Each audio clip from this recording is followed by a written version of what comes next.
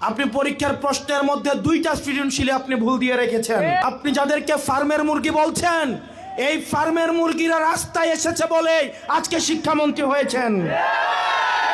এই ফার্মের মুরগিরা রাস্তায় নেমে এসেছে বলেই শিলং থেকে এসে সংবিধান বিশেষজ্ঞ হয়েছে।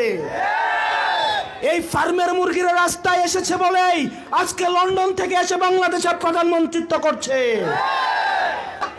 শিক্ষামন্ত্রীকে বলবো, শিক্ষার্থীদেরকে নিয়ে এক্সপেরিমেন্ট বন্ধ করুন। কিছুদিন পর পর একটা জিনিস ইচ্ছা হয়, আপনারা সেটা তাদের উপরে চাপিয়ে দেন, শিক্ষার্থীদের উপরে চাপিয়ে দেন। এই শিক্ষার্থীদের আপনাদের এক্সপেরিমেন্টাল টুল না, যে যখন ইচ্ছে তাদেরকে নিয়ে এক্সপেরিমেন্ট করবেন, এক্সপেরিমেন্ট ফেল করলে আবার সে এক্সপেরিমেন্ট তুলে নেবেন। কারণ আপনাদের সন্তানরা দেশে পড়াশোনা করে না, আপনাদের সন্তানরে আপনারা বিদেশে রেখে পড়াশোনা করান। পরের সন্তানদেরকে রাস্তায় রেখে রাজনীতি করাবেন, পরের সন্তানের ভবিষ্যৎকে নষ্ট করবেন, পরের সন্তানদেরকে নিয়ে এক্সপেরিমেন্ট করবেন। এই বাংলাদেশ নিয়ে এক্সপেরিমেন্ট আর আমরা আপনাদেরকে করতে দিব না।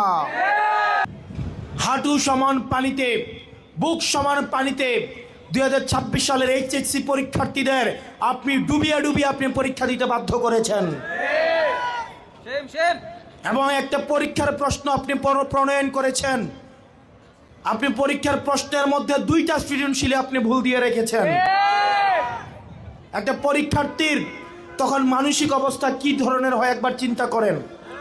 সে যখন দেখে প্রশ্নপত্রে ভুল, সে যখন নিজে চেষ্টা করে পরীক্ষায় উত্তর মিলানো, পরীক্ষা দিয়ে এসে হয়তো বুঝতে পারে প্রশ্নপত্রে ভুল, সে যখন উত্তর মিলাতে পারে না, তখন পরীক্ষার মধ্যে কি ধরনের মানসিক অবস্থা তৈরি হয় একবার চিন্তা করেন। আপনারা একবার দুঃখ প্রকাশের প্রয়োজন বোধ করলেন না, বরং এই শিক্ষার্থীদেরকে আপনারা বলছেন মাদকাসক্ত। এই শিক্ষার্থীরা যদি রাস্তায় নেমে দৃঢ় অবস্থান নেয়, আপনার পাটাতন যে শক্ত না, এই অর্ধবেলা আন্দোলনেই সেটা বোঝা গিয়েছে।